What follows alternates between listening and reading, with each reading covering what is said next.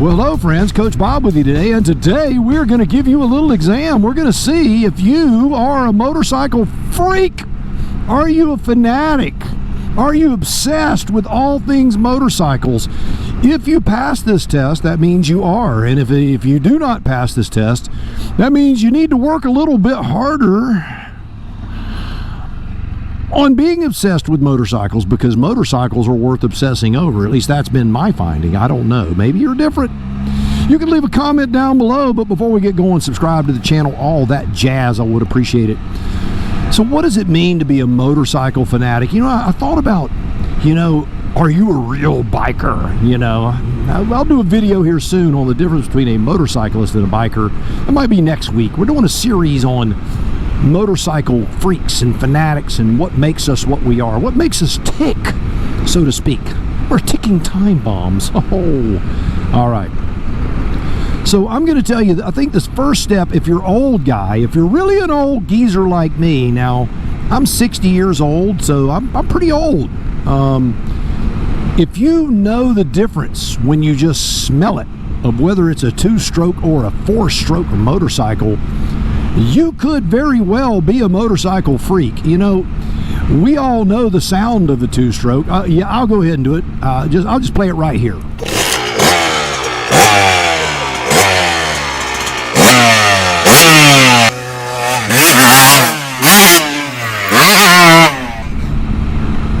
That is the sound of a two-stroke motorcycle. And the sound of a four-stroke is completely different. Now, I know there are a lot of young people out there going, two-stroke, four-stroke, what does that mean? Well, two-stroke, you have to add the oil to the gasoline, or a separate tank that mixes that oil in the gasoline as it runs through the engine. It makes a lot of smoke and a lot of smell, and I love it. If you're a big environmentalist, and I know that they have changed a lot of the two-stroke technology, but if you are a big environmentalist, you probably won't like two-stroke engines, but man, two-strokes have a lot of torque. I mean, their performance is just completely different. Years ago, I had a YZ400. It was a two-stroke. It was bored out 40 over, and that thing was a beast. I mean, you crank that, you just crack that throttle, and that front tire was a dank nooner, boy. Straight up, it was awesome. It was just awesome. So step one, if you know the difference between a two-stroke and a four-stroke and can recognize it via smell, or, look like the sheriff's department's there. If you can recognize it via the smell or via the sound, then you could very well be a motorcycle fanatic. Okay, that's question number one. Question number two. If you're sitting in your easy chair, your old lazy boy, or you're just kind of hanging out, and you hear a motorcycle outside on the street, do you run to the window all of a sudden to see what it is? Oh yeah, and it's going to get deeper. We're going to get deeper. I'm going to tell you, if I hear something, if I hear a rumbling down the road, if I'm laying in the bed, if it's daylight, I'm going to get up and look to see what it is. I want to see what it is. I want to see if it's a cruiser, or if it's a sport bike, or if it's an adventure bike, or if it's a touring machine, or what it is, and what kind of person is riding it. And then better yet, where do they live in my neighborhood so I can talk to them about their motorcycle?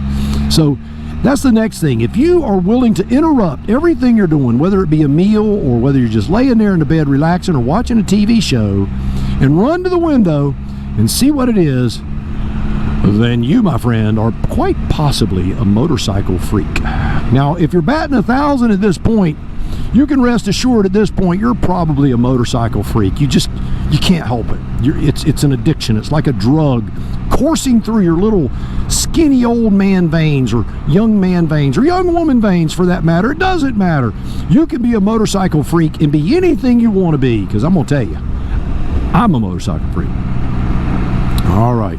Number three. Do you find yourself listening to motorcycles and then predicting what it is, only to find out that when you get up and you see what it is, that you recognize that you indeed are correct? Yes. I'm going to tell you that, we all know the sound of the Harley Davidson, right? Potato, potato, potato. And the difference between a Japanese V-twin versus the American V-twin sounds completely different. Sounds completely different. Now, for my Japanese V-twin friends, please do not be offended. But I'm just going to say the Japanese V-twin sounds more like a lawnmower. And the Harley-Davidson sounds like a motorcycle. That's just my opinion. Now, you can get offended if you want. But I would just ask you, please pick your heart up and put it back on your sleeve. You know, and then we've got the other twins, right? We got a lot of other twins. The new Harley twin sounds completely different. The Revolution engine, it sounds different. It sounds more European, you know. The twin that is on the Suzuki SV650, completely different sound. And then you start listening to your thumpers. Now, a thumper, for those not in the know, is a single cylinder, and they sound a lot different. I mean, they're thump, thump, thump, thump, thump. They just have a unique sound to them. Can you tell the difference between the KLR 650 and pretty much any other thumper? You ought to be able to recognize the KLR 650. If you've been in the game a while, you'll recognize that thumper. And then you've got your sport bike sound. Certain pitches, certain tones, and then you've got the triple, the Triumph triple whine, we call it. Not whine, W-I-N-E, but W-H-I-N-E, where it has that whistling sound. And you can tell the difference between the larger displacement triples and the smaller displacement triples, and then the ones with a different firing order on the Tiger. You can just hear it. Do you hear the sound of the CanAm Spyder? You know, the Spyder, I can tell you that if I'm in a parking lot and I hear a Spyder crank up, I know it's a Spyder. I know it's a Spyder. I know the sound of a 1330 Rotax. I can tell you. I can hear it. I'm going to use the BB metaphor, yes, as in a BB gun. The BBs, the sound of the BBs in the crankcase wiggling around, making their little sound. That's the only way I can describe it. The Rotax has a unique sound to it. I love the sound. There are those who don't. That's okay. You're entitled to your opinion, and that's okay, because my sleeve is completely heartless. I just love the sound of all motorcycles, and I love predicting what I'm hearing. All right, number four. Number four, this is a big one. You know, this one right here. Now, this could come as a surprise to some people. You know, I have more than one motorcycle. I do. And there are a lot of people like me out there. They're like children, like pets. You can't get rid of them because you're emotionally attached to them. You go, well, you know, I really don't need this motorcycle, but I love it. It's like my baby. And I just want to ride on it once a month, and that's all I ask. And then when you get on it, you can't get enough of it. And then you're like, well, I've got this other one. I think I'll ride it for a little while. And then you're like, wow, that was great. That was great. I forgot how fun that motorcycle is to ride. And then you get on your other one, and they all have their characteristics and their personalities to them. They have a certain smell about them, a certain feel about them, the way the seat feels under your hiney, the way your legs squeeze in and grab the gas tank as you move from side to side and you're into the turn, the geometry, the rake angle of the fork, everything that is just awesome. The Triumph feels a certain way. The CanAm Spyder, the way it hugs through the turns, it's just awesome. The feeling of it, the feeling of listening to that back tire on the Spyder as it does that little chirping sound as you go around the corner just before you get ready to feel like you're gonna flip it on over. Not that I would recommend you doing it, I just recommend me doing it. So number four is, are you attached? Do you have multiple motorcycles? Are you in love with them all? And if you are, my friend, you are definitely a motorcycle junkie. You're going to have to go into rehab. Just telling you. You're done for. You're just done for. All right. Numero five. Number five is a good one. This is one that I am truly guilty of. In fact, this one drives Coach Vic quite crazy. I'm just going to tell you. Anytime you see a motorcycle of any kind, regardless of age, color, regardless of brand, where it comes from, where it was made, whether it's old or new, if you just have to walk over to it and look at it. And then if the rider's there, you want to know a little more about it. Tell me about that motorcycle's background. How many miles have you got on it? What kind of service have you gotten out of it? What is the performance like? Even if you have the same exact motorcycle, you know that theirs is going to be a little bit different, and their experience is going to be different.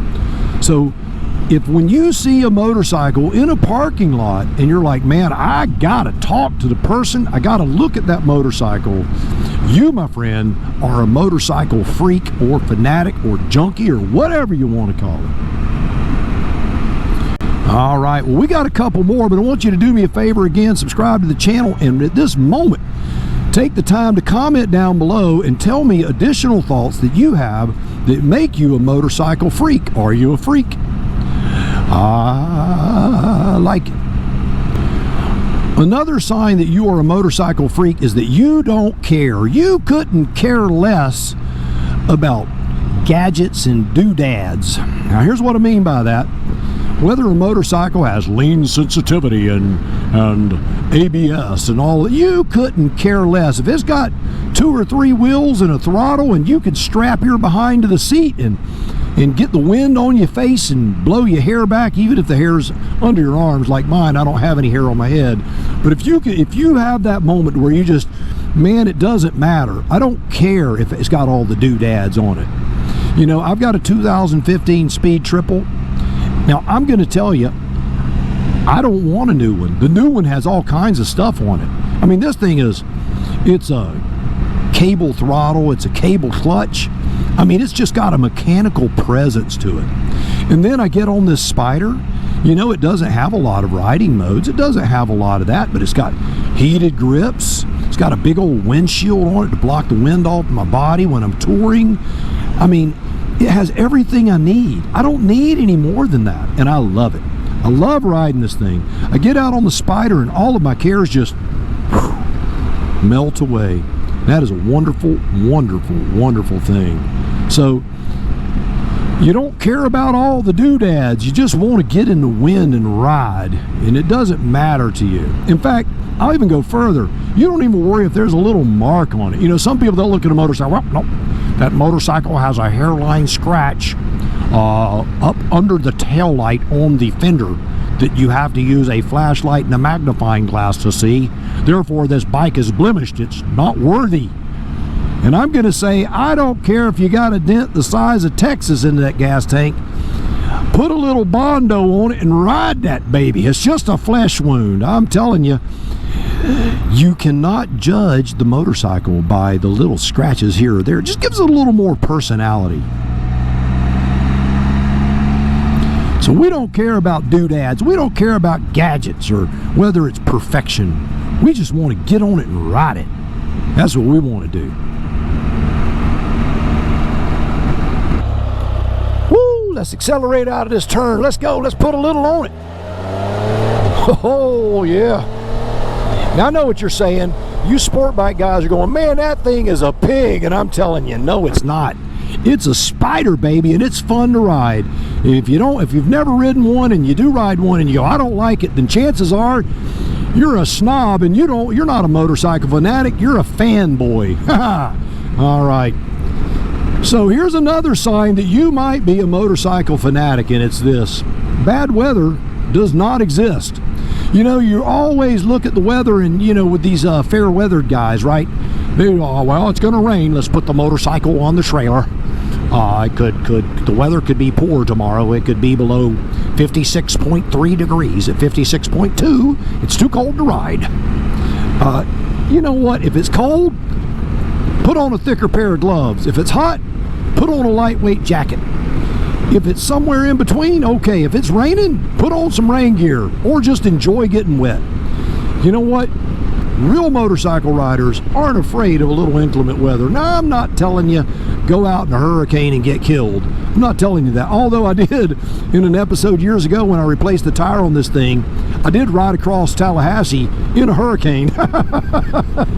Coach Vic said I was an idiot, but it's okay. It's okay. You know, I do that kind of stuff. I just love to ride in all conditions. It's just fun. It's just another adventure. It's another way to get out there and experience it.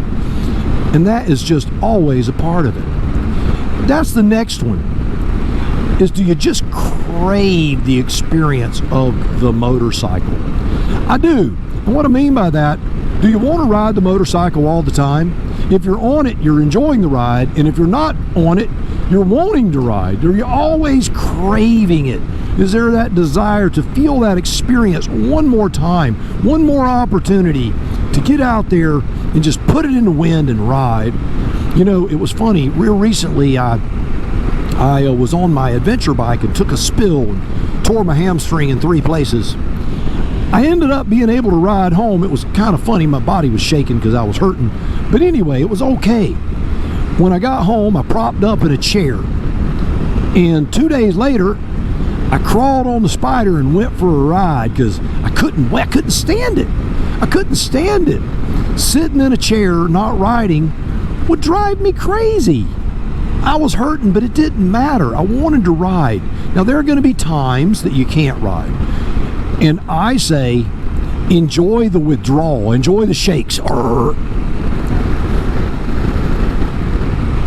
because all it's going to do is make the experience more exciting when you get out there and ride. I enjoy the idea of going, man, I want to get on it. I want to ride all the time. I drive Coach Vic crazy because she's like, well, it's a little hot, it's a little cold. You know, Coach Vic, she likes riding with the old Bobster. I'll tell you, she loves riding with me. She's not a motorcycle fanatic. She is a I love Coach Bob, let's go for a ride fanatic, but she is not a motorcycle fanatic. She'll tell you, when it's raining, she'll be like, I'm done with the rain. When it's cold, I'm done with the cold. When it's hot, I am done with the hot. But not me.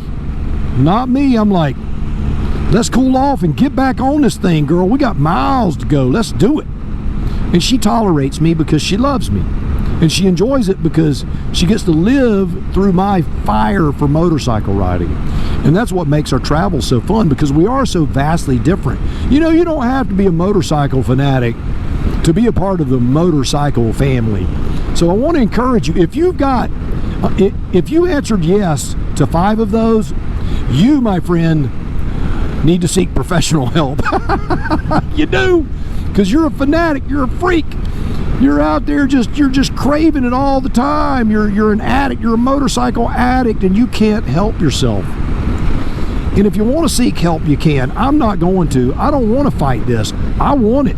I want to be a freak. I want to be a fanatic. If you answered no to all of them, oh, what does that mean? Does that mean Coach Bob is judging you? No, it does not. You know what that means? That means that if you just enjoy riding once a week, that's cool.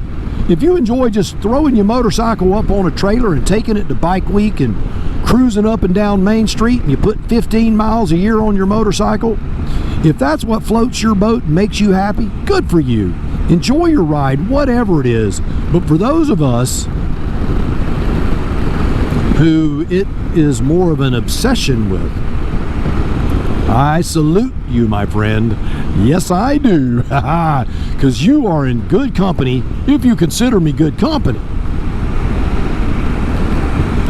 All right, well, there you have it, you dadgum freaks of nature. You just can't help yourself. So do me a favor until next week. You, yes, you, go out, buy the motorcycle of your dreams, or motorcycles of your dreams. Eat right, take care of yourself, and remember, if you're not having fun, you are doing it wrong. Now you go seize the day, and I will see you freaks on the road real soon. Super freak, super freaky.